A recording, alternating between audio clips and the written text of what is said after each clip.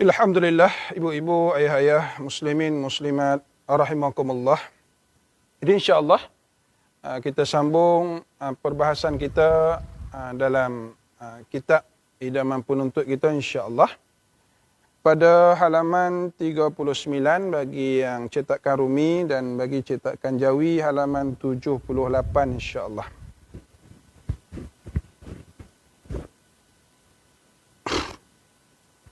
Qala musannif rahimahullahu ta'ala wa nafa'ana fi ulumihi fid darani amin. Jadi insya-Allah kita sambung pada bahagian yang kedua daripada bahagian solat sunat. Bukan daripada solat tasbih. Bab solat tasbih kita dah selesai.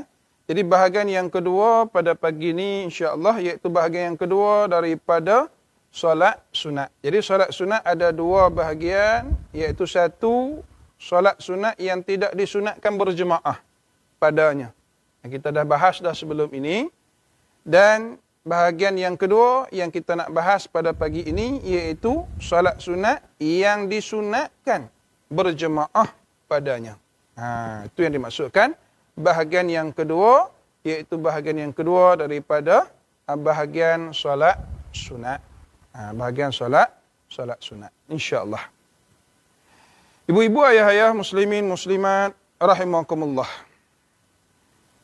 Kata musannif, solat sunat yang disunatkan berjemaah yang disunatkan berjemaah iaitu solat hari raya fitri dan hari raya adha. Ini bahasa kita lah. Solat Aidul Adha dan Aidul Fitri. Salat Aidaini, yakni dua hari raya. Jadi salat sunat hari raya, iaitu hari raya Aidul Fitri yang kita panggil hari raya puasa, dan hari raya Adha yang kita panggil hari raya Korban. Hari raya Korban. Jadi kedua-dua salat sunat hari raya ini adalah disunatkan kita berjemaah. Jadi boleh kita nak salat sunat fardiah, tapi disunatkan kita berjemaah. Yakni bermaksud bila mana kita solat secara berjemaah, maka kita dapat pahala berjemaah itu. Solat itu sendiri, ain solat itu sendiri adalah sunat. Dan berjemaah padanya, pada mendirikannya itu juga adalah sunat. Kita jelas di situ. Jadi kalau yang sebelum ini, ain solat itu sahaja sunat dan tak disunatkan berjemaah. Bermaksud afdal kita solat fardiah, iaitu pada bahagian solat-solat yang bahagian yang pertama. Solat-solat sunat yang berada pada bahagian yang pertama yang kita dah bahas sebelum ini. Jadi insya-Allah ibu-ibu, ayah-ayah, muslimin, muslimat rahimakumullah, Allahumma salli ala sayyidina Muhammad. Jadi solat sunat yang disunatkan berjemaah antaranya iaitu solat sunat hari raya Aidul Fitri dan Aidul Adha. Kemudian solat sunat gerhana. Solat sunat gerhana, sama ada gerhana matahari ataupun gerhana bulan. Sama ada solat sunat khusuf ataupun kusuf. Gerhana matahari ataupun gerhana bulan. Kemudian solat minta hujan. Solat minta hujan. Kemudian seterusnya solat sunat tarawih. Solat sunat tarawih. Dan seterusnya solat witir. Ini kita kena buat bracket sikit di situ, iaitu solat sunat witir. Solat sunat witir, dan solat sunat witir kena bracketkan di situ di bulan Ramadan. Witir di bulan Ramadan.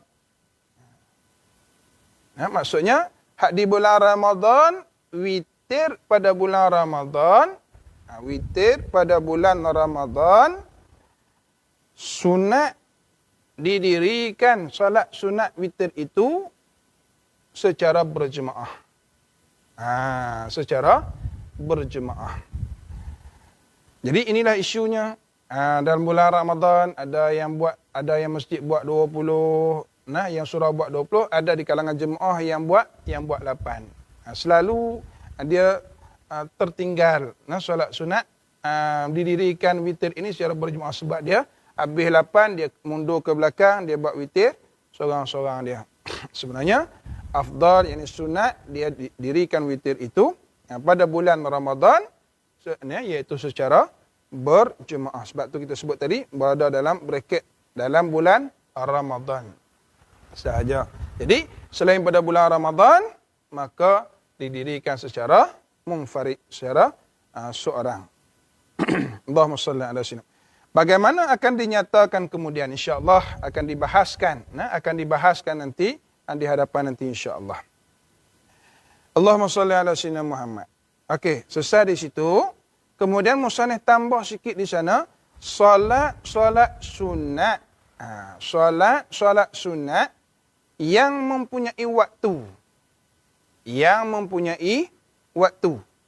Ini kita buat dalam kurungan sikit, yang ni lain sikit ni. Solat sunat yang mempunyai waktu seperti solat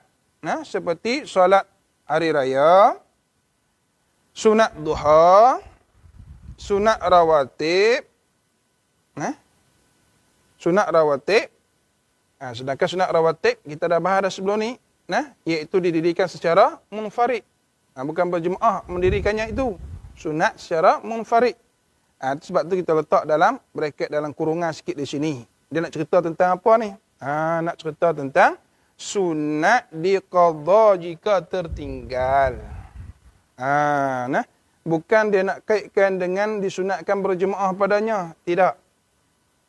Yang ni, dia musannif nak cerita pada kita, nak terang dan nak jelas pada kita, solat sunat yang mempunyai waktu. Jadi apa-apa solat sunat yang mempunyai waktu.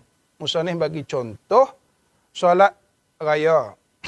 Solat sunat hari raya. Solat duha. Solat sunat duha, kan dia ada waktu dia. Kan? Dan solat rawatib.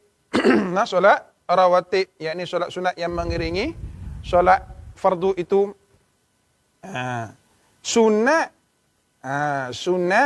diqadha jika tertinggal. Jadi kalau kita tinggal, sunat kita qadha. Allahumma salli ala sayyidina Muhammad.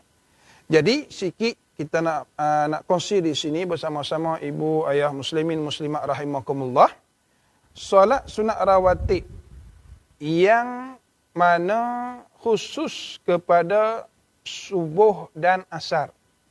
Kadang-kadang kita berlaku kekeliruan sedikit di sana, iaitu kita tak solat sunat subuh lagi, kita mai ke masjid, kita hadir ke masjid, Allahumma salli ala sayyidina Muhammad, kita hadir ke masjid, dah didirikan solat subuh, maka kita tak sempat untuk nak solat sunat. Jadi setelah selesai subuh, ada tak lagi ataupun boleh atau tidak kita nak mendirikan solat sunat subuh itu. Jadi untuk subuh dan asar, waktu habisnya solat sunat subuh dan asar, iaitu habisnya waktu subuh itu sendiri dan habisnya waktu asar itu sendiri. Jadi tak perlu kita nak niat qadha lah kalau kita solat sunat subuh selepas solat fardu subuh. Tak perlu niat qadha. Sebab apa? Sebab waktu dia masih ada. Waktu dia masih ada. Jadi selesai daripada kita solat subuh, maka kita selesai wirid pun semua, sekali kita solat masih ada waktu subuh, maka kita boleh kerjakan solat sunat subuh. Tetapi kalau dah habis dah waktu subuh, maka kita disunatkan qadha. Cuma khususnya subuh dan asar ni, dia lain sikit. Untuk contoh kalau untuk isyak, sebelum isyak. Jadi bila dah solat fardu isyak, hak subuh ni, hak sebelum isyak ni, kita kena qadha je lah. Sebab habis dah waktu dia. Habis dah waktu dia. Jadi untuk solat sunat subuh dan asar, sebab dia tak ada ba'diyah. Jadi waktu habis waktu habis dia ialah habisnya waktu subuh tu sendiri. Habisnya solat sunat asar, habisnya waktu asar tu sendiri. Jadi kalau kita tak sempat kita hadir ke masjid dan surau dalam keadaan mereka dah dirikan solat fardu, jadi kita turut bersama, sekali selesai sekali, kita buat solat sunat asar. Tak perlu niat qada. Tapi kecuali dah masuk maghrib dah, contohnya lepas maghrib sekali, lepas selesai maghrib kita nak qada yang solat sunat asar tadi, boleh. Sebab tu kata musannif, sunat diqada jika tertinggal. Jadi nak menunjukkan kesungguhan di dalam tuntutan untuk kita mendirikan solat sunat rawatib ini dan solat-solat yang mempunyai waktu. Allahumma salli ala sayyidina Muhammad. Inilah kelapangan dan ruang yang Allah Ta'ala bagi kepada kita, kelapangan waktu. Boleh kalau kita tertinggal, kita disunatkan lagi kita qada. Subhanallah.